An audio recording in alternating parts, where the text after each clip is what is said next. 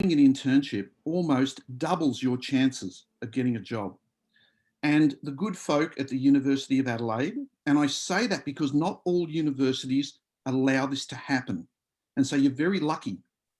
There's a lot of universities and education providers who do not allow you to take this type of program, which will ultimately lead you to being more employable. And so this is why I love internships. Now, a couple of things on internships.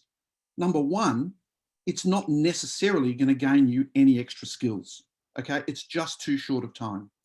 2 days a week, 10 weeks doesn't mean that you're going to get a skill that employers are going to want. But that's not what they're after. What they're after is someone that knows how to conduct themselves in an Australian workplace.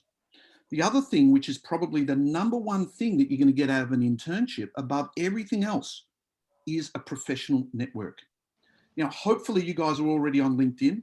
Hopefully you've already been connecting to people that you meet and that you've been going to lots of meetups. Now, if you haven't, that's okay, because this is the time to start. So number one thing about internships, it will build a professional network that will deliver you jobs for the rest of your life.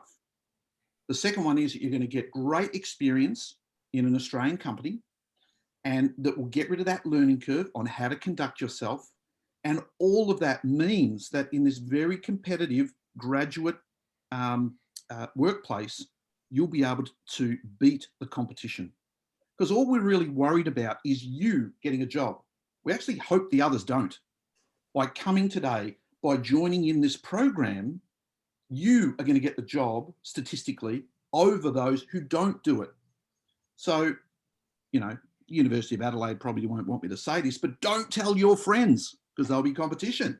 But only tell them if they're from the University of Adelaide. So look, lots of great reasons why to do an internship, which we're going to go through in more detail now. Yeah, absolutely. And like Dom said, something like LinkedIn or something like doing an internship, there is a lot of evidence out there that shows that people feel more employable. And particularly when it comes to networking, it's a really important part of getting a job in Australia. And what I've got on this slide, it's a really nice metaphor that we like, which is that of an iceberg for how the job market in Australia looks. Because studies show that about 15% of all jobs that currently exist in Australia are advertised online. So whether that's on Seek, on LinkedIn, on Indeed, on any of these other job boards, about 15%. So if you're sitting at home, you're touching up your resume, you're fussing over how the formatting needs to look, you're writing out your cover letters, answering key selection criteria and submitting all of these applications online, you're only applying for about that many of the jobs that exist. The other 85% of jobs that exist right now in Australia are only passed around through word of mouth. They are not advertised online. There is no application that you can submit. Your application is your network. And it's something we're going to talk about so much throughout today's presentation is the importance of having a network and why LinkedIn as a tool is fantastic for helping that grow. But in order to get access to that hidden job market, you need to know someone or know someone who knows someone else that is hiring, that is in a position that they are looking to hire. And it's how we hire as well. It's how I'm sure that people get in contact with the University of Adelaide, that if someone has a recommendation, that makes them stand out from the crowd rather than it just being a resume. And another point on that, as for why applying for things online is certainly not the best way of going about applying for a job, is simply the quantity of applications that job offerers are going to get. Like Dom mentioned, Dom used to run a recruitment agency. If you put a job up on a Friday afternoon, you took the weekend off and you came back Monday and you were hiring one person, how many job applications would you expect to have got over the weekend? 500 at least. It's not I'm uncommon. I'm only going to look at the top 10 or 20 because I'm busy. There's no way, especially those who applied first, they're never even going to get looked at. We do not want you looking for a job by applying for jobs on Seek. And I'm pretty sure that there's going to be plenty of people in our audience today that have done that for the past 1 or 2 years, never even to ever get a result. We tried to find out the person who had applied for the most jobs with never receiving an answer. It started at 200, then 300, then 400. Then this terrific young man, accountant of German background, he applied for 1,028 jobs without ever receiving a single reply. Just So many. unbelievable. Yet he did an internship and turned that internship into a job. So it really does work, which is why we love what we do.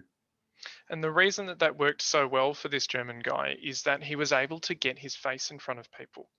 And that's something that's really important. And it is worth saying again to try and get that message across. It is not about your resume.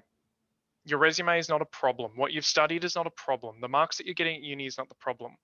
The problem is that no one is looking at your resume. Because if you are one email amongst several hundred, no one's getting there. No one is getting to your resume. They're going to look at the first couple, they're going to find the one that they want and send an automatic reply out to everyone else saying, thanks, but we've already filled the position. Your network is different. You get to get in front of somebody. You get to show them who you are as a person with skills and a personality and an attitude that you're able to get along. And you get to make that impression upon someone. And we know, and the research shows, that if you're able to do that, if you're able to make a personal impression upon somebody, that is the best way that you're going to get in for an interview for a job, not just trying to show who you are on a piece of paper. And Steph, I know that we've hired a couple of people recently, including Ramit. How did we come across these people? Did you hire them online or did you get to know them through personal connections? Everything I do especially is via word of mouth. And the reason why is it's safer. So for example, if I was, I've been working with Jess, and sorry, Jess, I'm going to keep using you as an example. Jess and I have been working together for the last few months. If Jess reached out to me and said, hey, Steph, I'm looking at moving from the University of Adelaide. Do you have anyone that I should speak to? Because I've worked with Jess, I understand how she works. She's eloquent in the way she speaks. She delivers on everything. And I have real world knowledge of how she works. I wouldn't hesitate to offer her within my network. And I know from my LinkedIn, I've got a network of over 500 people who then have a network of over 500 people. And as you can see, kind of like how the coronavirus spreads, all of a sudden my network of 500 turns into 1,500 because I'm able to give Jess a really great reference and point her in the right direction. That to me is much more safe because when I hire somebody into my business, it's like offering somebody into my house. My business is my life. Outcome.life is something that I care deeply about. And you want to make sure when you're hiring people, you're hiring the right people.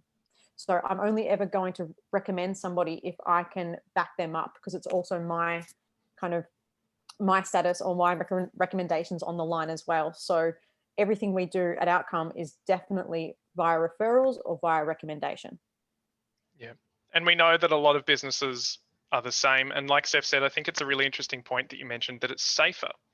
Because if there's someone that you know or you trust and that they are vouching for somebody else, that's a pretty solid stamp of this person should be able to do their job. But something that we'll talk about later when we get to talking about how wonderful LinkedIn is as a tool is that your resume is inherently untrustworthy because we're all taught to lie on our resumes. The first thing, and I remember my mum, my high school, my university all taught me that when you're applying for a job, you take the questions that they're looking for and you tweak your resume to match those questions. So you're essentially twisting everything that you are and everything that you know to try and look as good as you can to this company, which is in some ways lying. But something like getting in front of someone and being able to show them who you are, and using LinkedIn as well, which you don't tweak towards every application, it's just a generic, this is everything that you are, that's also more trustworthy. And I know that that's why, Dom, you never look, I don't think you've ever seen my resume. I don't want to, Josh. I'm scared of what might be on there. But the way that I was introduced to Josh was that Steph, I'm not sure where you found Josh, but I had a meeting with him, and I don't want to look at his resume. I just want to ascertain by meeting him whether I believe that he's going to be able to resonate with the students we're looking to place. Interestingly, Dom, yeah. Josh was recommended by one of our tech team members. Oh, really? Yeah, Chris from our tech team plays football with Josh, and Josh does all the statistics for the football team, and Chris knows how much I love data and how much I love to back everything up with data, and introduced me to Josh, who's also that way inclined. And he was offered a job within about 10 minutes. Yeah, but see how that reduced the risk, because knowing Chris, and Chris is a terrific IT team lead. I believe he was a particle physicist in a former life.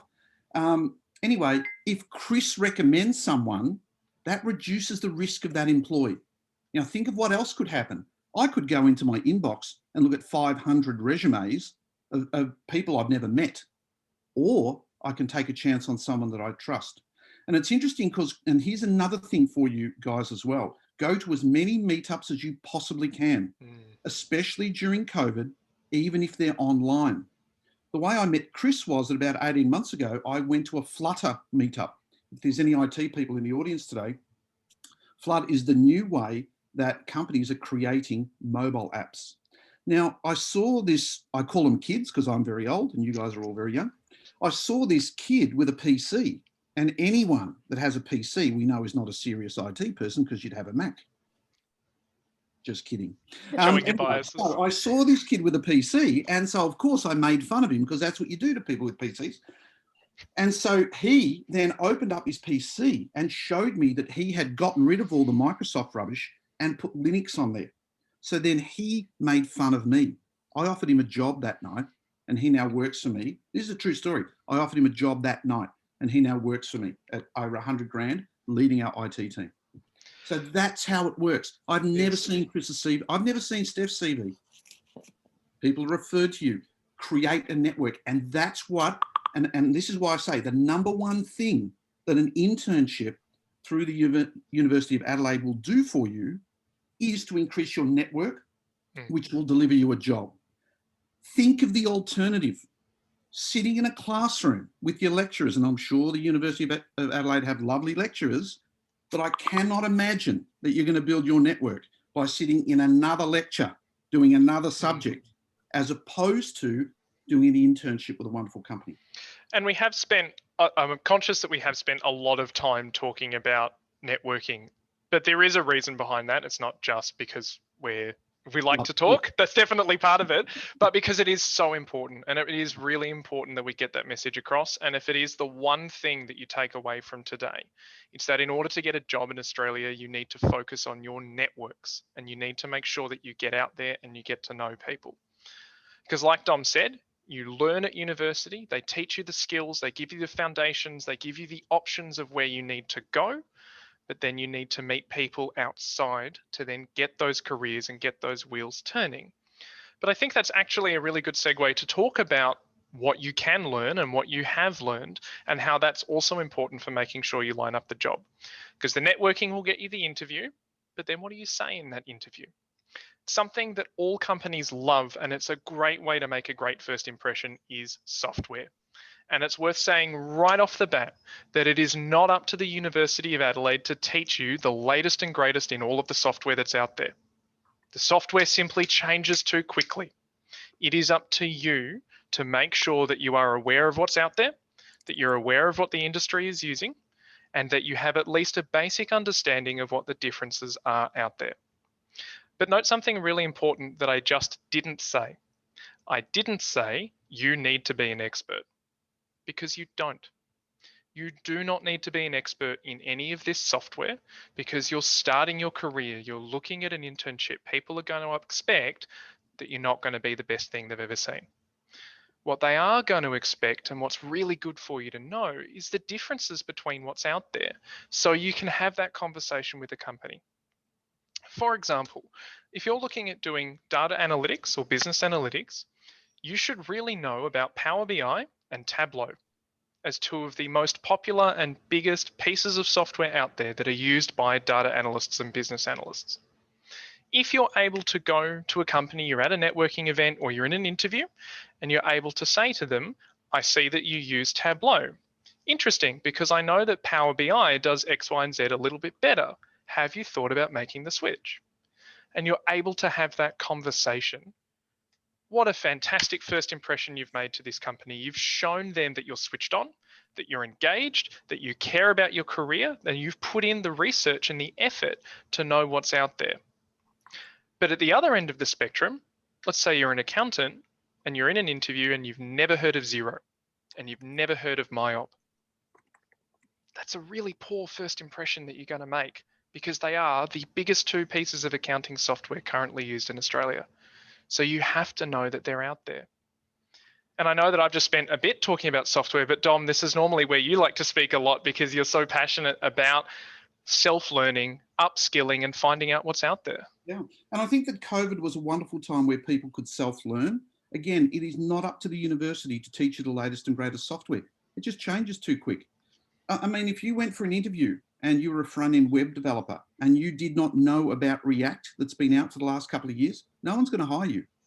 If you are wanting to be a business analyst and you don't know that Tableau is the #1 business analytics display tool on the planet at the moment, no one will hire you. It's the same with MyOb and Xero. Like, Xero is the #1 software. So you've got to know at least it exists. You don't need to be an expert at it. My advice to everyone here is Google. Google's your friend. Google contemporary software in your field of study and go and have a look at them. And if you can, do a little course on them or watch some videos. Now, we do a couple of cheats because we love our students to turn internships into jobs. We have a very high percentage of students that do that, although don't expect it, but it does happen. One of the things that we do is that we will let you know the software that the company uses before you go for an interview and before you start. I've received so many phone calls from host companies saying, hey, Dom, this young lady you sent me, she already knows how to use the software. How is that possible? Because no one uses our software in our industry. And I go, oh, well, she must be pretty good. How about you hire? So that's what happens. It's a beautiful conversation to have that. It's the best conversation we have. And we're going to give you a couple of examples of people that have done that. And you can even connect with them on LinkedIn because they're very, very proud to tell their story of how they converted their internships with a job, either with the company they interned for or someone that was referred by their supervisor, which happens a lot as well. Can I just answer a couple of quick questions which were sent to me directly? Go for it. Someone asks, how many internships are too many? There's never too many. It just shows that you're very keen about your career. But if you haven't converted, say, your third internship into a job, I'd really love to have a chat with you and find out why. The thing that I just want to tack onto that answer there as well is that there's certainly no such thing as too many internships, but also you can use an internship to find out that you don't like doing something. Yes. So for example, my own internship that I did as part of my master's degree, I did it in project management. And by the end of my internship, I realized I did not want to be a project manager. So for me, that was really useful. So don't worry if you go and do something and it doesn't turn into a job if you don't want it, if you don't want that career. Another one sent directly to me, and please, no need to send them to me directly. Just say them to everyone because I'm pretty sure other people will be thinking the same way. However, if you do feel more comfortable sending them directly to me, by all means. And one says, can a bachelor student that just finished their first year join the program? I don't know. That's up to the university. But I think Jess is nodding. I think Jess is nodding there. Yeah, yep. So, yes, they can. So feel free to do it. It's a lot of fun. And that's the thing too. Internships are fun. You get to apply what you've learned. And so anyway, more on that because we've got to keep going because Josh, unusually, we're taking far too long because we love to. We never do that. No. We always spend so much time talking about the networking because it really is the most important part. But what we do want to talk about now is we were just saying about how you can turn your internship into a job and how students have done really well and impressed their managers. And Isabella is a really great example of that. So Isabella was a student from another university. She was studying a diploma of marketing, and we helped her find a social media marketing internship at a company that she chose and that she really enjoyed. So she did 12 weeks there. From day one, though, she showed that she had the right attitude. And it really is important to make sure that you have your attitude down pat. So she was able to show her supervisor that she was keen. We told her that this particular company was going to be using Power BI and Facebook Analytics and Google Analytics. So she'd gone and taught herself in the couple of weeks before she started the basics of how to use those so that she was able to hit the ground running. Isabella did such a good job throughout her internship that coming towards the end of it, so there were about 2 weeks or so to go, the company couldn't hire her because unfortunately this was just after COVID hit and they'd been put on a hiring freeze. But her supervisor was so impressed that he reached out to his network and said, hey, I've got this fantastic student. She's just finishing her internship with us. I want her to get hired because she's so good. And he put her in contact with one of his mates at a company called Carbon Track. He was I think he was the director there or the general manager there. They had an interview with Isabella and she was hired before she finished her internship. Not only that, and this is the spice that I love about Isabella's story, after about 4 weeks at Carbon Track, so she was there as a junior marketer, just basically learning the ropes, she showed the company that she was so good at her job that her manager was having trouble keeping up with her ideas. They sacked their marketing manager and promoted Isabella into that position. Love it. Absolutely love it. And 2 things about Isabella. And please, I think someone might have. Did someone just put the link? Anyway, you can go I'll to put it in the link now. Yeah, our outcome.life YouTube channel. You'll see an interview I did with her for 10 minutes. And for those of you in the audience that are international, there's a few names there that perhaps you are, I'm not sure. Her English is not very good. No one cares. No one cares about your English here in Australia. We're a multicultural country. Nation.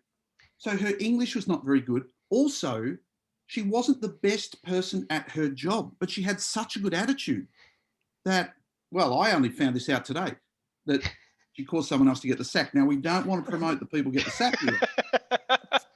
Oh, it's seriously incredible. One of our students, then we're happy for it too. So please go and look at that interview. It's not very long. It's only about 20 minutes where I interviewed Isabella, and have a look at her story, and you'll see her English isn't that great, but, still got the job. Yeah, absolutely. And it is the most important part is attitude. And on this slide, we've got a couple of other interns that we've all placed in the past. So there's a number of people, all of these have done an internship in a couple of different fields. They've all turned that internship into a job. And the unifying thread between all of them, it's not their skills, it's not the career they're in, it's not how good their English was or what country they're from. It's about their attitude, every single one of them. And the first one we're going to talk about, because she really is the most important to talk about right now, is Shashini. So we know, obviously, right now we're in the midst of a pandemic and lots of us are still stuck working from home, as I think that Jess and Kathy, that doesn't quite look like the office, but I know for Ramit, Steph, Dom and me, we've been working from home. I've been staring at this back wall for the last, 8 months now. It's been a while. But there are still opportunities out there and people are still getting hired. So Isabella was hired through the pandemic, but we really want to talk about Shashini. So Shashini was a student, again, from another university. She was doing her Masters of Project Management. And at the beginning of this year, when the pandemic looked like it was spreading out of China, she didn't want to do an internship. And I think Dom was the one that spoke with her, and she said to Dom, I don't want to do an internship. I think that working from home is going to be a waste of time. I'd rather just wait. Dom had the chat with her. Dom said everything that we're saying to you today about building out your networks, about the fact that opportunities are still happening.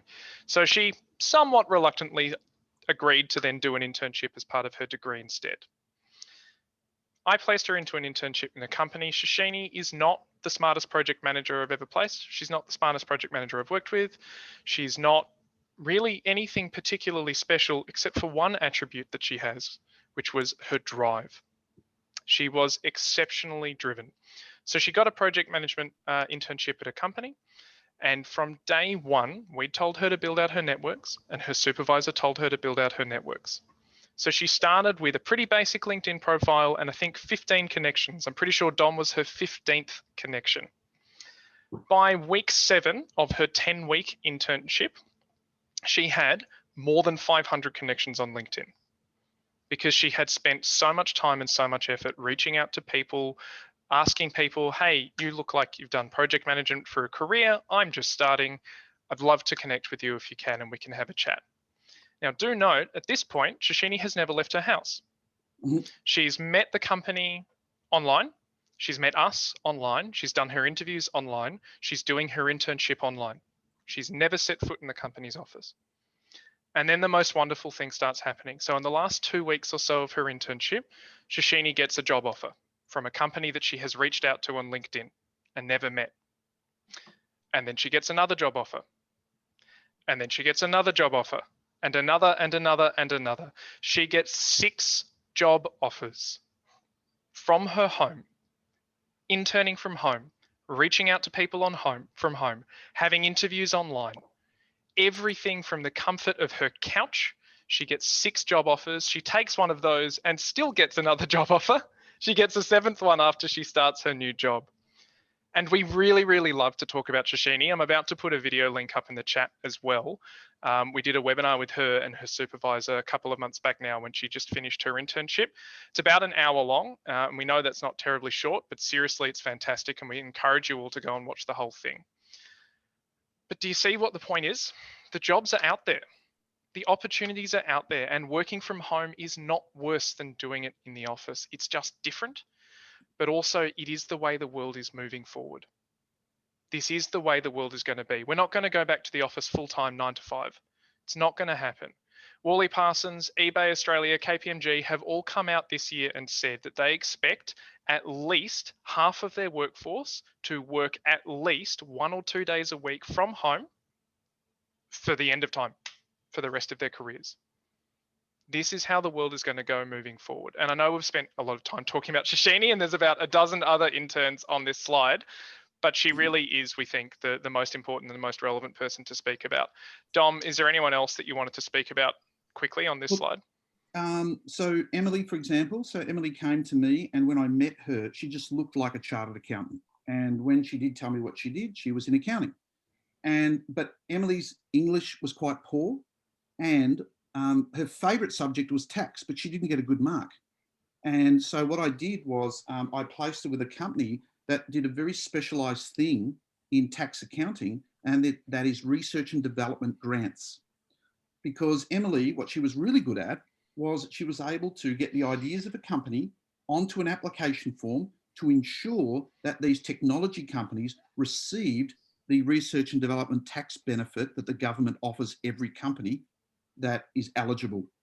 So she went to this company, and also don't think you're going to get the big corporates, because you mentioned a few big companies before, Josh. I actually don't like big corporates. I did not like the 2 years that I spent at KPMG. I wanted to kill myself every day, kind of. But what the smaller companies, when you go to a smaller company, and I'm a big advocate for them, is because what you do will have greater consequence. You are more likely to deal with the owners of the company or the senior management. And the stuff that you'll do, the learning is far faster. Now, with Emily, we sent her to this firm. It wasn't a small firm, it was a couple of hundred people. But 2 years later, what happened with her was that she got there, they had no intention of hiring her, right? This was experience only. But her supervisor resigned in the last month that she was there. And so she filled that position and did wonderfully well. And 2 years later, PwC came knocking on her door and offered her $30,000 more to move to PwC. So with a couple of questions I've been receiving, you do not need to have the internship that replicates the exact dream job that you want in the future. Remember that internships are a stepping stone. It is far more important for you to build a broad network than it is for you to be doing the work that you want to do in the future, okay? Which is why smaller companies are 10 times better than doing an internship in a large corporate where they bring in 100 interns a year and hire hardly any of them, okay? So startups are fantastic. I would go with anyone that you know you're going to meet lots of people. Working out of a co-working space, if we're allowed, COVID restrictions allowing it, is far better, because in this co-working space, say at WeWork, you will be making coffee next to people of 200 different organisations in that one facility. That is far better for you and your career and your future. But even if you're not physically working out of a co-working space, so we're a startup, and obviously we're all working from home at the moment, and we've worked with a lot of other startups and small businesses as well. Because they're so small and because they're still getting their feelers out there, they still know a hell of a lot of other businesses that are out there. Whereas at the other end of the spectrum, I've actually recently placed a student into an internship. Now, she has 15 years experience as a project manager, and she's certainly by far the most experienced project manager that we've ever had to work with. But her issue was that she'd spent all those 15 years at one organization, and it was a very large organization. And so everyone she knew was in that organization, and she didn't want to work there anymore. So this is part of the reason that we love working with these small businesses. Is like Dom said, they put you in contact. They help you build out your networks. And the companies that we work with, we'll talk about that in a couple of minutes in more detail, but they all know that you're wanting to start your careers. And we've all worded them up about pointing you in the right direction to build those networks.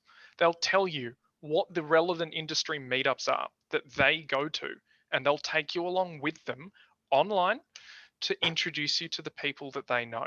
And they'll point you into other people that maybe aren't at those meetups, but they're good connections to have. And it's really, really easy to do it. You just have to put the effort in. And that's something worth flagging now as well, is that the effort that you put into this internship will directly correlate with the rewards that you get out the other end. If you don't network, if you don't go to networking events, if you don't try and meet new people and start building out those connections, you're not going to get the network out the end of it. And it's far less likely that you're going to be able to turn that into a job. So put in the effort, get to know people. It will help you. We guarantee it. And it's easier than you think, and we're here to help, because part of what we do is that we will explain to you exactly how to do it, how to introduce yourself. Things like this is all part of the program, and it's fun. You're going to have a lot of fun doing this, like meeting people like me. I mean, that'd be pretty good fun. No, I do remember fondly having an argument with you on day one of my job. Oh, yes. Not that we recommend that you argue with your new boss on day one of your job. Doesn't quite work for everyone. But no, what it did was, what I love is people who have an opinion. Even if they're wrong, I still love it that he had an opinion. But that's all good. It's all right. We follow the same football team, and that's all that matters. That's right. So something I know, that obviously we're all happy and we're smiling and we're talking about all of the fun and the great things that internships can be. What we do want to very quickly talk about, and we promise this will only take up a minute or two, is about doing your internship the right way. And there is something that's really important to acknowledge about doing an internship in Australia, is there are very, very few ways that you can legally do it, because internships are unpaid. They count as part of your studies, and it's been set up by the government so that it is work integrated learning. You are doing it as part of a degree that you are currently doing.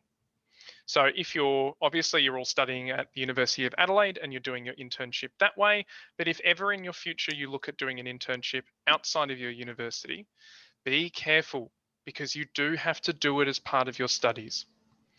If it's not for a charity and it's not as part of your studies, doing unpaid work in Australia is illegal. So please be careful. Please don't go and work for a private corporation for 6 months because they promise that they're going to teach you all of these fantastic skills, but no, we're not going to pay you. Don't do it. Please be careful, because if you get caught, there's obviously problems for the company, but it does generate problems for you as well. And if you are on a visa, you might even get blacklisted from the country for a couple of years. So be careful. But we are here to help. So if you ever have any questions, we know that sometimes people will get approached by companies who will reach out to you over LinkedIn and say, hey, come and do an internship with us. If you're not sure, if you think it might be a little bit sketchy, or you just don't know, ask us, please. Feel free to reach out to us. And I'm sure that Jess and Catherine would say the same thing. Reach out to the student services at the University of Adelaide as well, because they have all of the resources to be able to help you navigate that and figure out whether it is something that's going to be good for you or not. I said we're not going to spend long on it. We really aren't. We just wanted to say, please be careful. And the reason we're not going to spend too long on it is because we've got a couple of minutes left, and we want to talk about what is, as you can see by Dom's reaction, our favorite slide to talk about, and that is LinkedIn. LinkedIn is a fantastic tool that you all must be using to build out your networks in Australia and to help turn those networks into employment. So we'll talk about a couple of things that would be really important for you to do and to think about with LinkedIn today. But the first thing that we're going to mention right off the gate, because we're sure that some of you have already looked up Dom or me or Steph or Ramit on LinkedIn already, is When you connect with somebody on LinkedIn, you must always send them a personalized note with the connection request. There's two big reasons why you must do this. One is that it's a way of breaking the ice and a way of cementing that connection. Because if you've met someone in person at a webinar, you've spoken to them online, or simply if you're going to connect with Dom and I today and you've heard us speak at you, talk a lot for the last hour or so, sending that personalized request makes that a little bit more formal. In the same way that you wouldn't walk up to someone that you'd never met before and just stick out your hand silently, you'd say, "Hi, I'm Josh. Thanks." You might say that, "Thank you for presenting the webinar today. My favorite thing that I learned out of it was blah, blah, blah. Would love to stay in contact." Just something like that. Breaks that ice, makes it much better to connect. The second reason that's also really important is that when you're building out your networks take time, right? You're not going to get something from me today, and you might not even get something from me next week. But if in a couple of months or even a couple of years' time, suddenly I become relevant because I know somebody that you're trying to reach out to and you want me to break the ice for you. If you don't have that note that you sent when we first connected, I guarantee you that I'm going to have forgotten who you are. You've probably forgotten who I am as well if we haven't spoken to each other for a couple of years. So you have to rebuild that whole relationship from the ground up as if we'd never met, and it's a lot of work. But if you have that note from 2 years ago saying that we met at this webinar and that you really liked how much we spoke about LinkedIn, fantastic. Ice is already broken, the relationship is already there, and you say, "Hi Josh, hope you've been well over the last couple of years. What have you been up to? By the way, I can see that you know Steph, and I'm looking at going for a job that she's told me about. Can you introduce me to Steph?" Absolutely, I can. Because you've got that note there and I know who you are. Please, please, please, please make sure you always send a note. But there are a couple of other things that we want to drop about LinkedIn as well. Dom, what else do you think is really important? LinkedIn, in my mind, is far more important than your resume. You've already heard me say, I have 25 staff. I'm lucky if I've seen 10 of their resumes. It's far more important. And the reason for that is the connections that you make. They are your legitimacy. If in Melbourne, you're an accountant and you're connected with me, lots of people know me. I spent 10 years at Pitcher Partners and 14 years recruiting accountants. Most people in accounting know me. I would get at least 2 requests a week to vouch for someone that's connected to me. And I connect with people, anyone that sends me a connection request, but only if they send me a personal note. So it's really, really important. A couple of other things. The picture. We were actually, I'm going to tell them this story, Josh, because it's actually quite funny. When preparing the slides for today, we were going to use Isabella's Facebook photo. LinkedIn photo. But we decided not to use it because it's not exactly professional. Now, she's a lovely lady and we love her a lot. But those of you who have figured out how to find her LinkedIn before, I've just sent her a note now to make it change it. Not quite the professional photo. So all we want is a photo of your face. You're all young, hence you're all beautiful, okay? Just your face. You don't need to show your bodies, okay? Now, a little warning for the master's students. If any of you have a photo of you at your bachelor's graduation, okay, with that stupid hat, whatever the hell that thing's called, with that thing hanging down, and you got a teddy bear and a bunch of flowers, I'm not connecting with you. Why? That's stupid. LinkedIn is not about students. It's about professionals. So do not have that photo, okay? Because I'm not connecting with you because it's embarrassing, okay? So enough on that. So significant connections, go to meetups, go to online webinars. And again, a note to someone like me would be, "Hi, Dom, thanks so much for sharing your wisdom about internships today. You were far more funny than Josh." That's how you're going to get to my heart, okay? And I'll connect with you for sure. And we'll be professional friends for the rest of your life. And then you're able to hit me up for questions over the next few months. I love answering student questions. I probably do about 10 a day. The trick is not to be a pest. If you sent me a question a week, no problem, nice and short, okay? And so, please, if you aren't on LinkedIn or haven't been active, that's fine, okay? The best time to plant a tree was 20 years ago. The second best time is today. So let's start today. Please use me as your first connection, okay? And practice sending the personal note. It's easier to do on your laptop than it is on your phone. Okay, so master it on your laptop first. It's a little bit trickier to send with the invitation connection on your phone, but you still can do it. You just have to hit a couple of extra buttons. Cool. Yeah, absolutely. Like Dom said, use us to practice, right? We're all here because we want to help students succeed. And we want to help them turn their degrees into jobs. I know that that's why Ramit's joined the business, having turned his internship into a job with us. It's why I joined, because once I'd done my history thesis in 19th century British military strategy as affected by the pace of technological change, this is why Dom doesn't want to see my resume. How on earth was I going to turn that into a job? And I did that through an internship. And I think that work integrated learning is a fantastic program. But we're all here because we want to help you succeed. So reach out to us on LinkedIn, use us to ask questions. There's no such thing as a silly question because everybody asks a question for the first time. So please reach out to us. And as well, if you've got any questions at the moment, please do put them into the chat.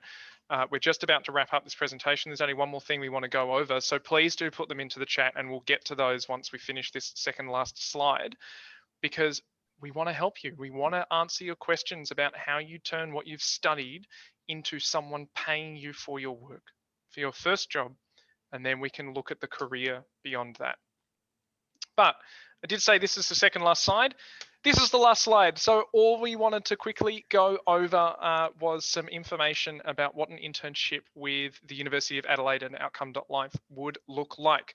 So I believe that the start date that we've got penned in was the 29th of March. Was that correct?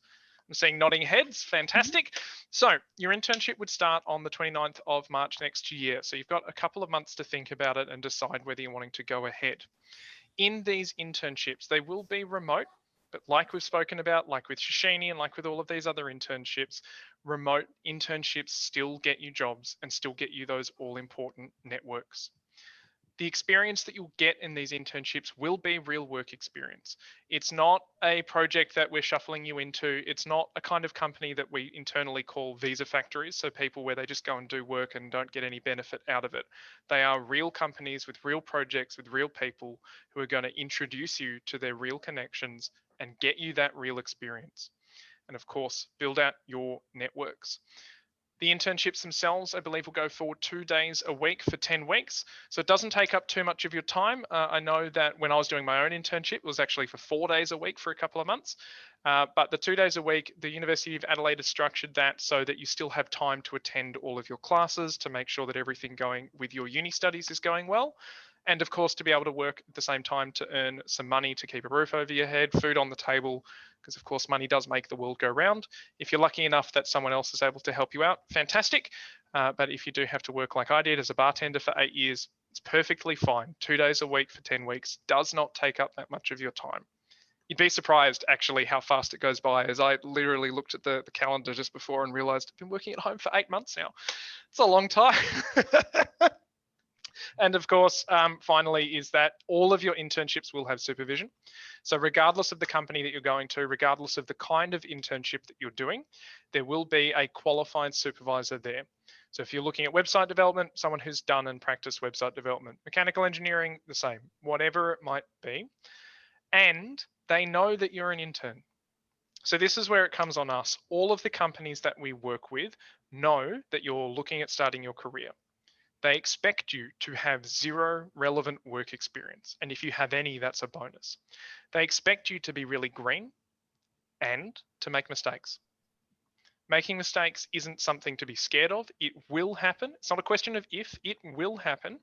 But that's part of the learning experience, is how you respond to these mistakes. And the supervisors are there to help guide you through that and to help give you the tools to solve the problems that come up, so that you can use that experience when you're building out your networks, you're going to these networking events, you can tell people, much like my internship, I had a $10,000 project to manage and it went belly up and made $200.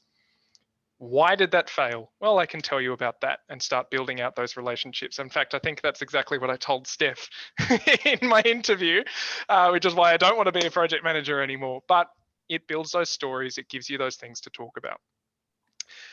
I did promise, however, that that was going to be our last slide, and I don't break my promises. So there we go. We've got a link up on screen now. If you are interested in going ahead, that page will take you to a page we've set up for the internships that the University of Adelaide is offering, to give you some more information about how that looks, to give you some links to follow as well if you are wanting to register or to sign up for that. And I'm sure, of course, that the University of Adelaide will have its own information as well about doing a work integrated learning module. Seeing lots of nodding faces. Good. I like it when people nod.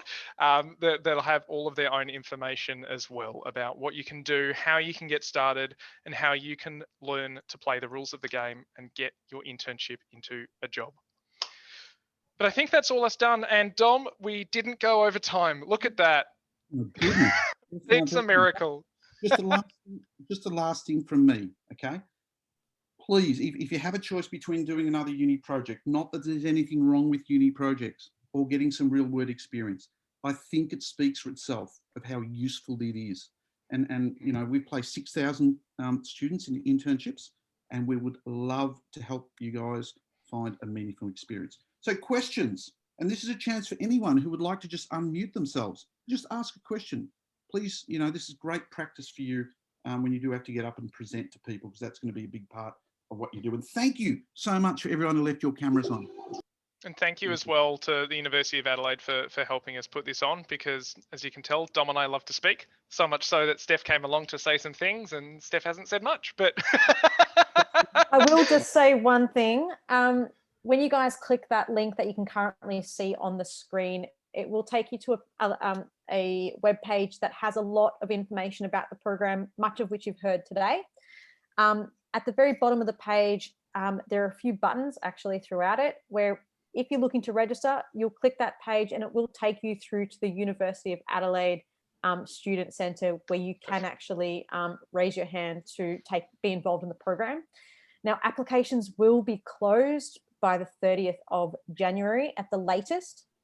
We obviously need a little bit of time to be able to find the perfect internship opportunities for you. So be sure to visit that page as soon as possible, have a read. If you are keen, register your details so that the team at the University of Adelaide, and of course us, have enough notice and can start planning for an awesome internship for each and every one of you. Beautiful. Okay, well, I'm going to bring up this little chat window now. So obviously we've got some time to hang around and answer any questions that you have. And please, we encourage you, if you're thinking of a question, we've got 40 other people in the audience here today. Someone else is going to be thinking the same thing. And like we said before, there's no such thing as a silly question. If you don't ask a question, you're not going to get the information that you're looking for. So please, while Dom's here, who's been in the business for many years, or Steph's here, who can make sure that all of the information that we say is absolutely correct, Jess and Catherine from the University of Adelaide as well, please do take advantage of that and ask us any questions you have about anything we've spoken about today, or anything about doing an internship at the University of Adelaide. So there's a question here from, oh, sorry. Yep, I can see you, Shish. No, go for it, Ashish. Just have a quick question. What is the eligibility criteria, or how do you select the applications if we put them through? I'll just jump in quickly. We like you to be halfway through your degree before you apply. But basically, you just have to apply with your cover letter, resume, and transcript. And then Catherine and I will review applications. And we do have quite a few of these available. So I would suggest applying as early as possible, but it's highly likely you'll progress to the next round. So once you've applied and application's closed, we'll send your application off to outcome.life, and then they will start another process where they will connect with you, they'll do an interview, they'll talk to you about what you're looking for, and it will be highly likely that you will be able to be matched.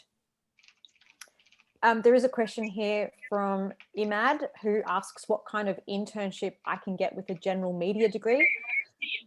Great question. One of the key things we do once the University of Adelaide have let us know that you've been enrolled, we'll actually set up an initial consultation with each and every one of you. And there'll be one-on-one with one of my team members, and we'll actually go through a lot of, we'll ask you a lot of questions about what are the kinds of things you'd like to be doing as your internship. What are you passionate about? I often ask the question, what do you want to be when you grow up? I still haven't decided what I wanted to be when I grow up, but I'll ask you so that I can understand more about your career aspirations. For me, media might be music industry, it might be film and television, it might be journalism and newspapers, and or maybe it's advertising. Media is super general. It comes down to what you want to do. My background, I did a Bachelor of Business in music industry and events management. And for my internship, I went overseas to America and went around the US managing bands and did a full tour of the United States. That was my internship. So I'm not promising anything like that. It took me a lot of effort to get to that. But it really is going to come down to what works for you. And obviously we'll have different options that are available, and we will try and find something that suits. But it's very important that you understand an internship should be quite broad. You're very early in your career, so you've got to think quite broadly about it, and then you specialize the longer you're in that career, and over time you'll get kind of more specialized in a certain area for you to then become an expert in that field. But it won't happen at day one. Yeah, it's definitely a point worth reiterating there, Steph, is that an internship is broad, and an internship is, like I think Dom said earlier, it's a stepping stone. It's that first step on your career path. And the most important part is that it's finding you those connections in the industry that you're wanting to work in, because the skills you can always work on later, the skills we can always learn later, and they take more time to develop. So the more narrow you are, the harder it's going to be to find a great opportunity for you. Sorry, can I just quickly jump in? I just want to ask if I can still apply for semester 2 for internships? Semester 2 next year? Next year, yeah. We're only recruiting for semester 1 to start with, and then we'll close that off, and then we'll reopen for semester 2. So if you can't do it in semester 1, don't apply. What time you'll be taking in for semester 2? Sorry, I missed the start of the question. Sorry, do you know what time your applications will be open, roughly, for semester 2? Probably April, May. April, May, all right. Yeah. There was a question in the chat asking about getting a job at the company where you're doing an internship. Now, do not expect them to offer you a job, number one. However, approach it as if they will. And I always say to people, go there assuming that you've got the job day one and you've got 10 weeks to lose it. That's the way to approach it. It's all about attitude. So many companies have said that, yes, we're happy to support the program, but we don't really want to employ anyone. But the person that's turned up is so good, how can they let them go? They're now part of the family. They go for lunch with their other staff every day. They come to drinks on a Friday afternoon, even though they don't drink alcohol because they're on their P's or for religious reasons. They become part of the family. They make themselves indispensable. It's the ultimate interview. It's a 10-week interview to show someone why they should employ you. And that's the best way to approach it. Absolutely. I can see we've got another question from Vinod, who's got 4.5 years of experience as a project manager. What kind of internships you apply for as you don't get any replies for job postings? So Vinod, this is exactly why we have a one-on-one consultation with you before we start looking at an internship. Because if you've got that experience already, and if you've got some of those skills already, what that means is that the kinds of internships that I look for you will be a little bit more advanced. So you'll be doing some more tricky work. You'll be working on some larger projects. You'll be working in a company that's going to be able to take advantage of those skills and really push you. With regards to you're not getting any replies for any job postings, this is why we spent about 20 minutes at the beginning of the presentation talking about networks, because we know your pain, right? So over the beginning of this year, before I stumbled across Outcome.life, I tried going on Seek myself. I applied for, I think it was about 100 jobs in 45 days. So 2 a day, every day for a month and a half. And I got exactly 0 replies. And today, so this is 12 months ago now, I still haven't got any replies from those companies. And I'm on the short end. I know that 100 is nothing compared to what a lot of other people end up applying for. It's not a problem with you. And that's the first thing to get out of the way right now. It is not a problem with you. It's not a problem with your skill set. It's not a problem with anything that you've got on your resume. The problem is, like we said earlier, no one is looking at your resume. If 500 people apply for a job and you're applicant number 210, no one is reading all 500 of those applications. They're going to read the first dozen, pick the one that fits best, and do an auto reply to everybody else that has applied. No. Then ignore them and go for someone that was referred to them because that's safer. Or that. That's what we used to do. Now, also, if you've got 4.5 years experience in project management, the first question I would love to ask you, and this is probably a dad thing, do you actually like project management? Because this is your opportunity to do something a little bit different. And for those of you, and I know that this happens, where you're living your parents' life, doing what they wanted you to do, here's your chance. Here's your chance to do something you want to do and you know, do something different. Sorry if I'm speaking out of school here, University of Adelaide staff, but we want people to do what they're passionate about because it comes out in the internship. If you're in media, for example, and you love automating marketing using a great tool like Salesforce, and that's what you want to do that because it will shine through, and then they'll probably offer you a job for 100 grand at the end. Yeah. There's a couple of other questions up here, Dom. One was about, are all host companies Australian companies? Cool. Yes. Great question. And yes, we will be placing you with Australian-based companies. They may be global companies with a global presence, but all of the businesses will be Australian-based. And yes, some are definitely in regional areas. We've developed a great relationship with many of the industry bodies out in Rockhampton in Queensland. That's a regional area that would love to get skilled people to move there and be engaged in their communities. We may have some remote internships out in regional areas as well, but remember, these are remote internships. So the 2 days a week will be from your homes or from college, but the companies will be from all over Australia. And they can be anywhere. We're absolutely. placing students in the Northern Territory. Yep. Absolutely. Whether it's in Perth or Darwin or Hobart or Cairns, wherever, if you're sitting at home with a computer, it doesn't matter where you are. But yeah, all of those companies will be in Australia somewhere. Here's a great question from Rohan. Dom, Yo. while interning, what is the best manner to seek a job from the same company? Do we ask our mentor or follow up regularly or something else, which is what is the best practice? Rohan would love to know how he turns his internship into a job. So the number one thing I would say, Rohan, is build rapport with everybody at that company. So from day one, do not take your dinner from the night before and sit in the staff room with your Tupperware munching away by yourself. Every day is an opportunity to build rapport with people, okay? So once you've built rapport with people, it will naturally come out because they're going to ask you, Rohan, tell us about your story. And they'll want to, and you'll tell them your story and how you want to find a job and what you want.